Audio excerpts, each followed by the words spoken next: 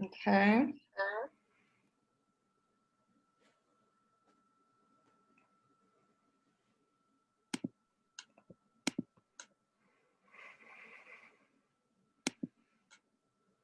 And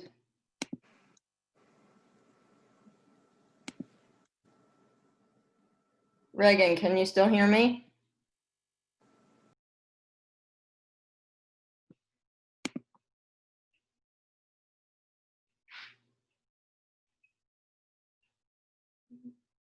Can you hear me again, Reagan?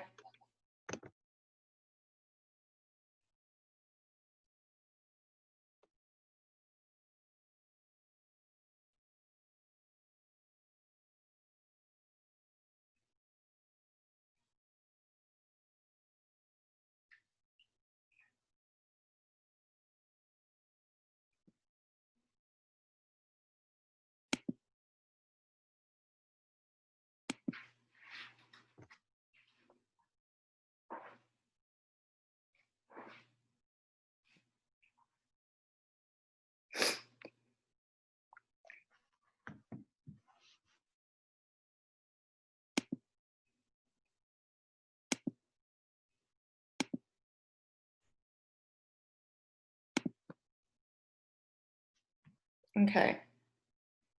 Well, you guys can get in here.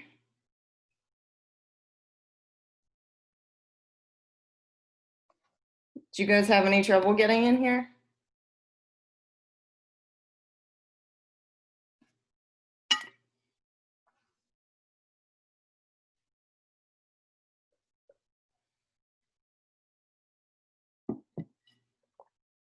What did it tell you?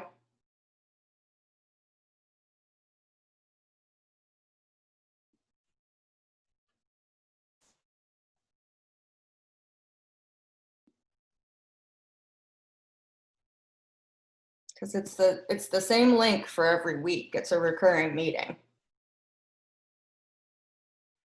Yeah, it just let me in. It just said that you were waiting, but I don't know about everyone else.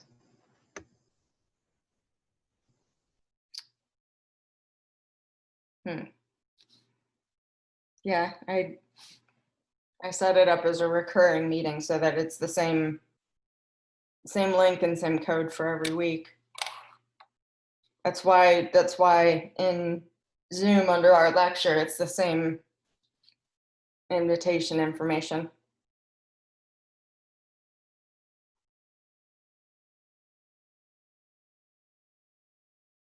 Okay. Well, we're at 10 after. We may as well go ahead and because luckily this is only chapter 1.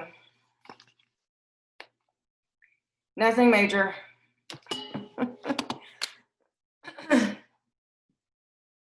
And does everyone have their copy of the book now?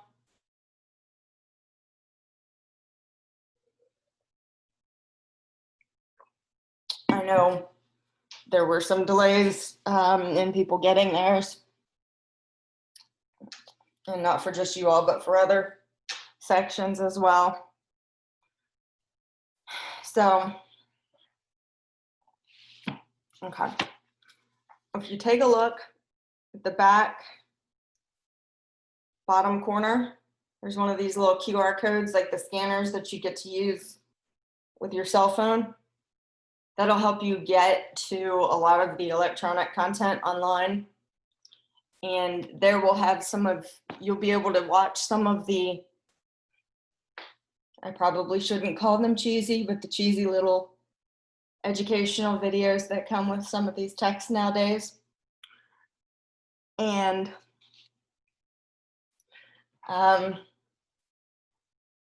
yes, they are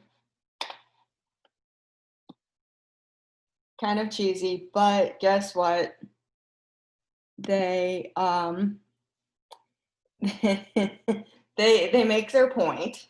So we'll watch a couple of those in here this morning.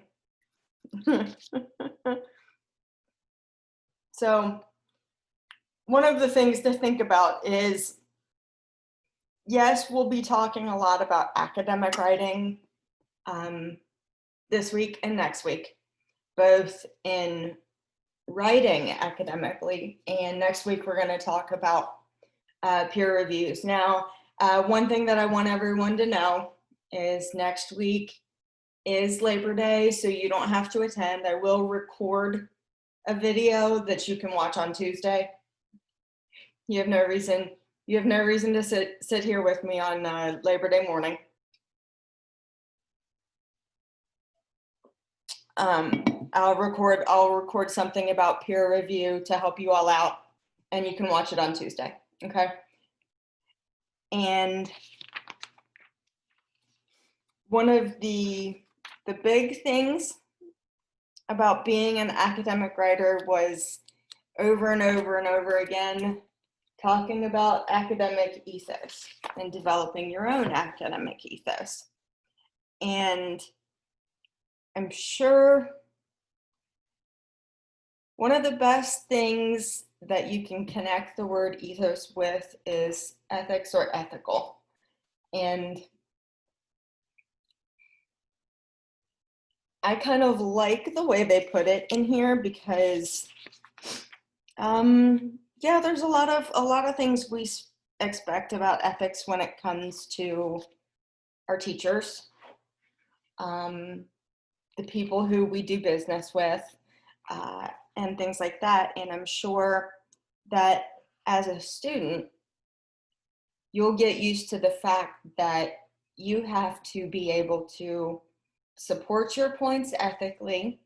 You have to be able to understand or listen to other people's points ethically, and you have to work with other people ethically.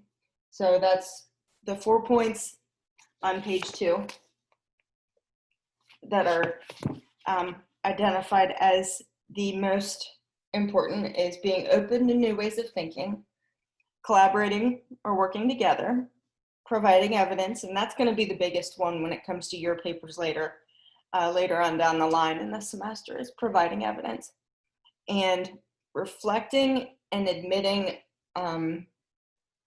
your limitations. Now, it's easy to, that's probably one of the most important things is because, and we'll get to this a little later when we talk about a thesis, is yes, you have a point and you want to hold strong to your point and your point of view, but sometimes you may realize as you start doing your research or as you start hearing some other sides of the story, or as you see other points of view, you go, uh-oh, I may not be covering everything exactly as it should be, or I may be missing something in the point I'm trying to make. So that's one of the most important things. And it's hard to do at first. It's still hard for me to do at times, but you'll get there. You'll get there. And so I also liked the reflection that starts on page 3, and here's where we're going to get, in just a second, we're going to get to watch a cheesy little video. It says, consider your process of developing an academic ethos. So see if, once you guys, let me know if you guys have any trouble getting into these ebooks. And we will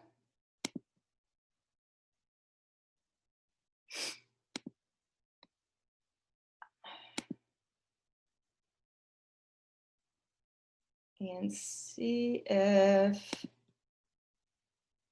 can you see the Macmillan learning? And if somebody's welcome to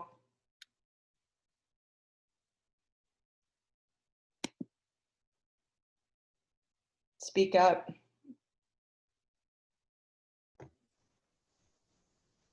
Can you see the develop an academic ethos? Yeah, we can see it. Okay, cool. All right. So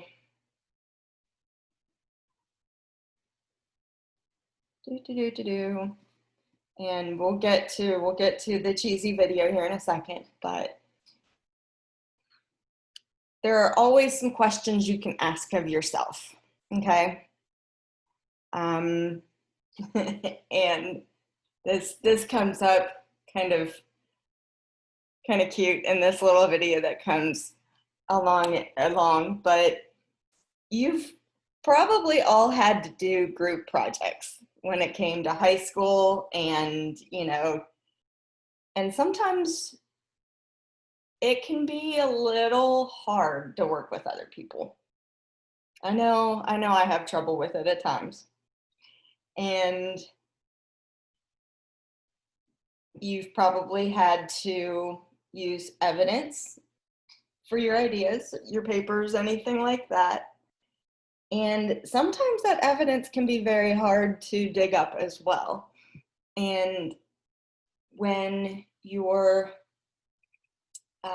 thesis becomes more complex, you're going to have to start digging a lot deeper for those pieces of evidence. And one thing that's going to be important to remember, especially when it comes to college papers, is the evidence you're going to have to pull up is going to have to be very solid. And a lot of it will have to be from places like academic journals, solidly proven places. You're going to have to remember that things like blogs, Google, social media, things like that, internet, basically when you search a term, a keyword on the internet, you're going to find millions of sources right off the bat. And a lot of those that are in the first page or so are not always the most reliable, because those are the ones that get the most attention. And a lot of times there may be even a full page of just ads. And what those are I don't know how well you all know the internet, how the internet works, but the people that are placed in those top spots actually paid Google to place their content at the very top of search results so that they would get seen and they would get clicks and they would receive a great audience. Okay, so these are some great things, and these are all on page 3 and 4. These 3 questions here to sort of ask of yourself are all right there on page 3 and 4. So, and I figured we could watch Gabby reflect on developing her academic ethos. And this is kind of cute.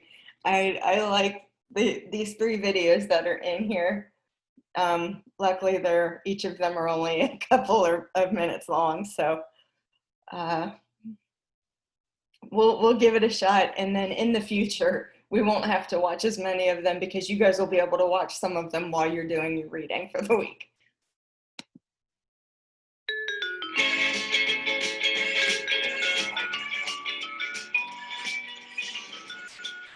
Okay, reflection assignment time. I'm supposed to write about the benefits and challenges of developing my academic ethos. I mean, I'm just starting out in college, so I don't know if I've developed an academic ethos yet. I wonder if there are people in my class who already have. But I guess it's okay that I'm not there yet. Everyone's learning, right? I may not have a lot of academic experience to draw on, but I can reflect on my personal experiences. I know what the text says about how to develop an academic ethos. Be open to new ideas, collaborate, provide evidence, and admit your limitations. So, when have I had to do all of those things to communicate with someone? I can use the student council meeting last week as an example. I really did have to keep an open mind at that meeting because there was so much arguing about a new mobile safety app that the campus safety department's pushing. Keeping an open mind to other perspectives can be hard. Some people at the council meeting thought that students wouldn't use the app and that the council shouldn't get involved in helping campus safety publicize it to students. I didn't agree with them, but I could have listened better to what they had to say. They might have made a point that could change my opinion, or that could help me argue my own opinion better. Either way, keeping an open mind would have been helpful. Okay, I think I'm starting to get this academic ethos thing. What else? Provide evidence. I didn't provide any evidence at the meeting, but one of the things that convinced me the safety app was a good idea was the presentation from the campus safety officer. She provided a statistic. At campuses like ours, more than 85% of women used the locator app to show that they were walking back to their car or dorm at night. Then she showed us a video about how the app worked. The app showed their location and could alert campus police at the push of a button. This evidence persuaded all of us to help spread the word about the app to other students. We decided to come up with a statement from the council encouraging students to use the app. Hey, that's collaboration! And it was definitely challenging to bring everyone's ideas together in one statement, but it was worth it because in the end, the unified statement was more persuasive. I got this. What am I missing? Admitting limitations. Yikes. This is the hardest thing for me to do. It's easier though when I really do keep an open mind. Like at the meeting. If I had been willing to admit I didn't know what the drawbacks of the safety app could be, I might have asked more questions of the people who had different opinions about it. Wow. Turns out I do have a lot to say about the challenges and benefits of developing an academic ethos.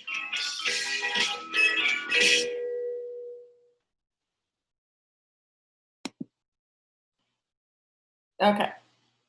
So am I right? Cheesy? A little bit, but it's cute. And it makes its point. It really does. Now, I know that luckily those are easy ways to help kind of make the point of the textbook. And kind of the idea that we all have, especially what comes next in the textbook is talking about your thesis. And luckily, the writing assignment that we're working on right now, I know everyone's working on their personal narrative or their narrative essay or story. That's the point that we're all trying to make in this assignment. Okay, so there's really no thesis, any of that. It's just sort of a practicing opening assignment that we're all trying to get going with, sort of get on the move, because quite honestly, the beginning of a semester is always the first couple of, we get our feet stuck in the mud for the first couple of weeks, right? So we gotta sort of get going, and that's why we can get moving on the idea of the thesis and what our papers are going to be like in the future. So see, I even have trouble talking for the first few weeks. So, and then even if you look back at all 4 of those academic ethos points, they help with the next part of when you're starting any college writing assignment or academic writing assignment, academic essay, where you go from a working thesis to an improved thesis. And we'll have another cheesy video here in a minute, but and have any of you ever had to sort of create that initial working thesis and then improve it? Or do you usually just create one thesis and leave it be and build off of it for the rest of your paper? And you guys can type in the chat box if you want.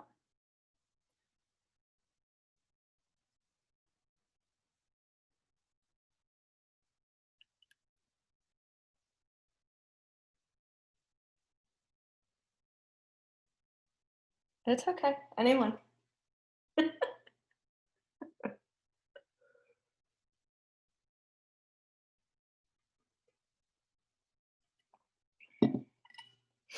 I know when I was younger, it was, I know when I was younger, it was hard. It was hard to change my thesis because I felt like I was going to end up having to change my entire paper if I had done too much work. And it was a battle. And especially if I thought I was going to have to change all of my research. And those are good. You guys change it. That's good. So we're already on the path to learning about what they help with here in the book. Because sometimes one of the things that I think helps with a working thesis, and either once you've done some of the research or if you start with your thesis, one thing that might be helpful, I'm sorry if I wag my pen at you, but I'm thinking as I talk. One thing that might be helpful is, say that outline template that we've got for the narrative, and that was an outline template that was intended for you all to download and keep even for the papers we're going to be writing in the future.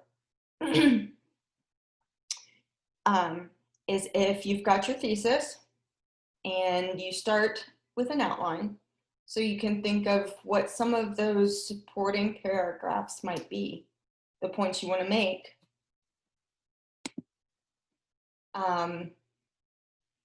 Then you can, before the really big research amount of research starts, adding to the content of your paper, you can work on improving that thesis and knowing what those supporting points are going to be. Okay, so that's one of my tips to you all, is that outline template that was supplied for the personal narrative that we're working on right now. Go ahead and hold on to that as sort of a format for the future. If you like using outlines to help create your drafts, your initial rough drafts for your papers, and it'll help you. It'll help you out. I know that not everyone writes like me. I tend to write more at the beginning and then trim it down toward my final draft. And other people like to start with an outline and build on each section. So I can't speak for everyone in the way that they're more comfortable writing. And we'll get to that toward the end of this chapter. So one of the important things here now is a thesis, and starting with a working thesis. And one of the most important words there is working. Okay. And gotta love we'll have another friendly little video here about a thesis, and say the thesis or thesis statement presents your key point. Okay, so your idea or your point of view, and it's always, I want you guys to remember, the most important thing is that it always appears early in the draft. It appears in your introduction. Okay, now it doesn't have to be, I know sometimes we're all taught that it's the very first sentence. It does not have to be. But I also want you to remember to not use your thesis statement as, in this paper, I am going to tell you this or present this fact. Okay? Don't make it that dry, cut and dry. Now, for your working thesis statement, you can start with that so that you keep it in your head, what idea you're going to present, but you want it to be a little more fluid. And anytime you ever need help with touching that up or any of that, you've got me. I'm sure you've been told about the Writing Center, okay? So there's always help to be had. So we will go to our cute little video of the, excuse me, of the working thesis and improving it. Okay, so you can see some of these. Acknowledge your gut opinion, gather some relevant information, and you'll see in the little video, these are some key points. Consider that evidence and question your original assumptions, okay? So let's go ahead and go down to what you can do to improve that, because this is all things that you've seen in the textbook.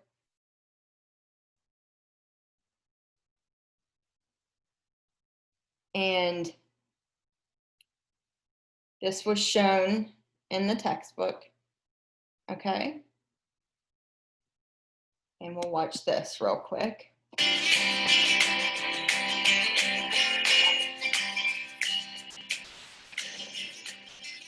Hi, Jay. Thanks for meeting to help me with my thesis. This seems like a great gig for you. Yeah, it's fun. I like helping people with their writing. So when you texted, you said you have a working thesis you need to revise? Yeah, kind of last minute too. I'm supposed to post my improved thesis statement by tomorrow. No worries. We got this. Why don't you type up what you already have in your notebook and revise it as we go along? Cool. Here's what I have so far. The town of Springfield should not remove fluoride from our drinking water because research shows that fluoride in drinking water is a safe, cost-effective, and equitable way to improve dental health for children and adults. And these are the tips I got in class for improving a working thesis. I think we can skip the "so what" question because most people already agree that dental health is important. True, but you do need to think about moving beyond stated facts to make this read like an argument that could be disputed. You may want to think about mixing it up a bit. Add a nod to a possible counterclaim. Did you find anything in your research that argued against using fluoride? I did. A source that talks about how much it costs to fluoridate water. So I could revise like, Springfield should continue fluoridating its water despite the fact that the annual cost is $20,000. There's the answer to a counterclaim. Because research shows that fluoridated water is a 1, safe, 2, equitable, and 3, cost-effective way to improve dental health. I don't need to say children and adults because that's everyone. You got it. But you do want to make sure you address a specific group of people, right? Right. I'm going to add residents to the last line. Sure, that's concrete and specific. Now how about qualifiers? I already used despite. I'm not sure I like that sentence though. It does seem a little wordy. Can you make it more concise? I could use even though to make it sound more like a conversation, and then I don't need the fact that. That sounds good. Great. Let me send this file to myself before I go. Thanks, Jay. Happy to help.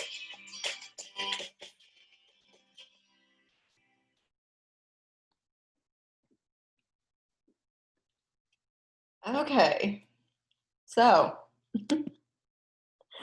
another cute video, and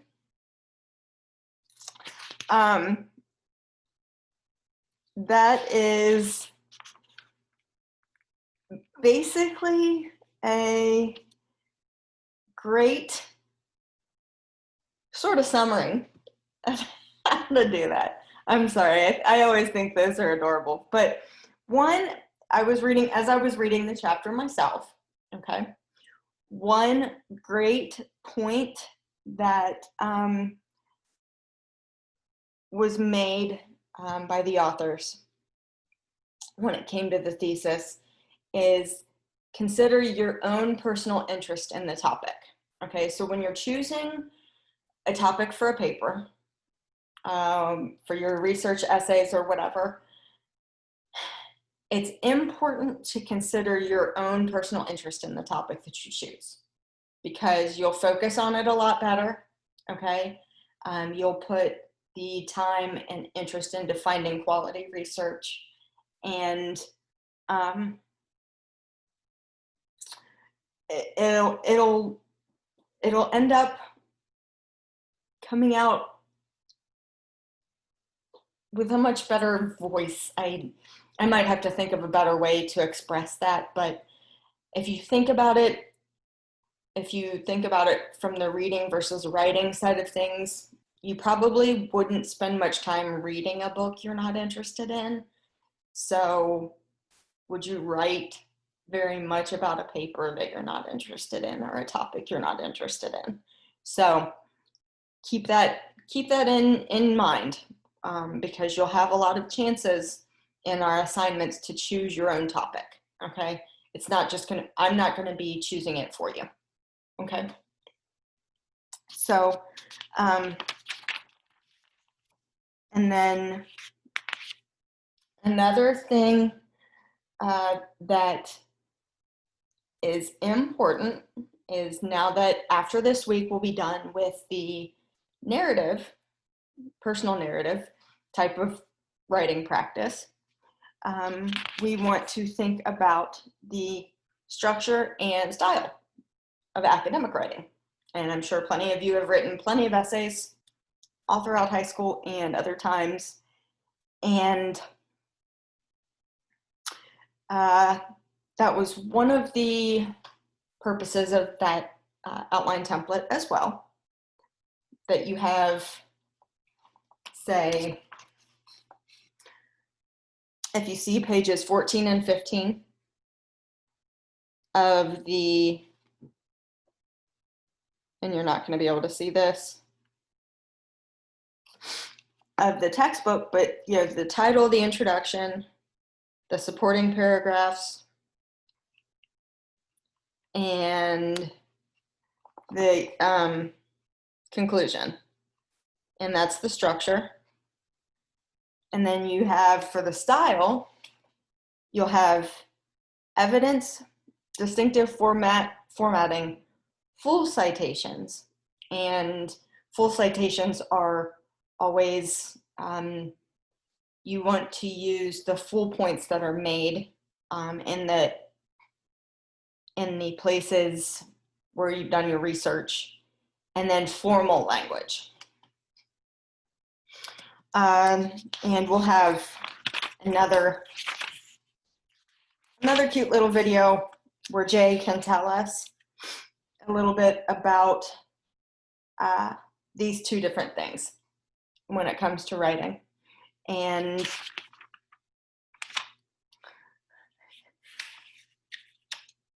now there's on page 23, I don't want you all to actually do this writing assignment, but think about it, about your comfort level, what you've had to do with academic writing in the past, and what is going to be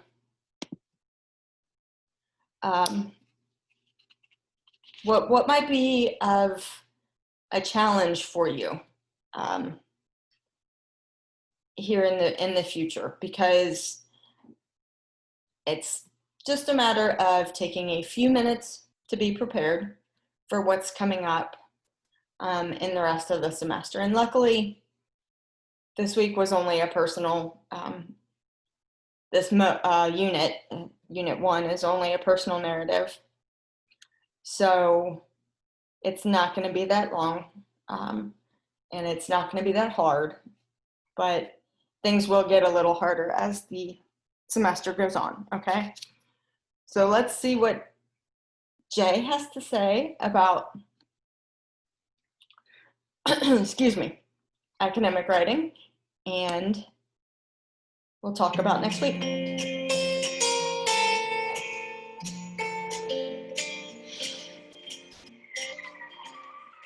Okay, this assignment is due tomorrow. I need to concentrate. TV off. My instructor wants us to look at this sample paper and identify all the features of an academic essay. Let's see. Based on the title, I expect to read an essay about how good GMOs are for the world's food supply. Now let's look at the intro. The first sentence is a hook, which can be an interesting statement or a question. Here it's a question.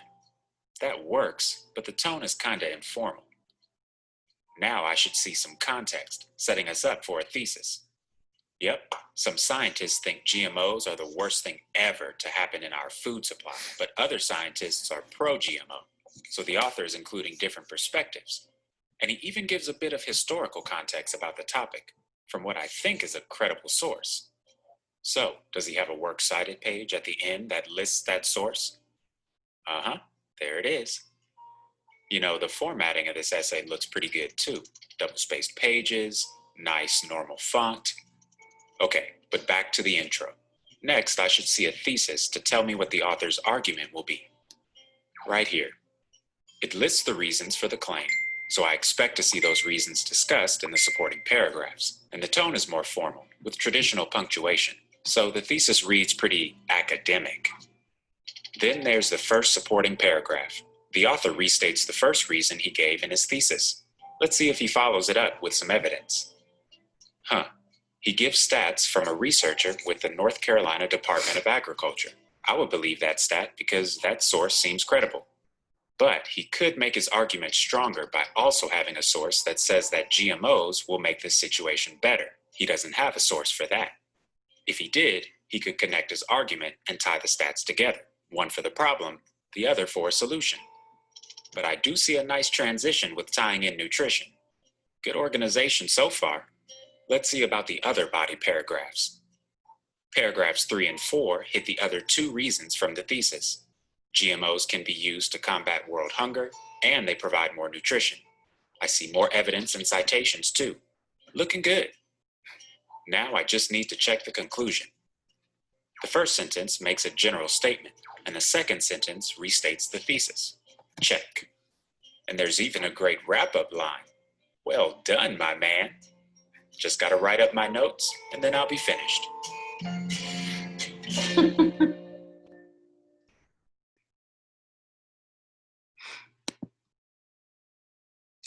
And there we go. So yeah, that's kind of the long and short of it. Like I said, I would call them cute, but as I've reminded you all, we won't always have to watch those in class. You guys have this, hopefully on the back of your book, and you can take a skim at those when you're reading and see what the authors have to say or present about our different topics that we'll read. And one of the things that, again, for this week is if you take a look at our discussion, this video will be posted online, okay? And if you just take a few minutes you've all been here, so take a look at our discussion for Wednesday night, okay? And post a couple paragraphs about what you think about your own place as an academic writer, and maybe things you feel you still need to learn, or what you're ready for. So it's nothing major. That's the thing about discussions. Since we're not in a classroom, one of the most important things is that we're all getting a chance to, you all can discuss with me by posting up on the discussion board, and several weeks you'll have to reply to one another, but we're getting to that point so that everyone can get used to doing some more work, okay? Now, I will be getting into the narrative outlines here this afternoon. And then the actual rough drafts will be due on this coming Sunday night, okay? So I will be posting a couple of notes on there for you. And since those aren't very long, you'd be surprised. I know a lot of people get overwhelmed pretty quickly by 3 to 4 pages double spaced, but that is not a very long paper. Before you know it, you start typing, and before you know it, you've already typed 3 pages. Okay, so if you have any questions, feel free to email me. I will have office hours this afternoon and Wednesday afternoon.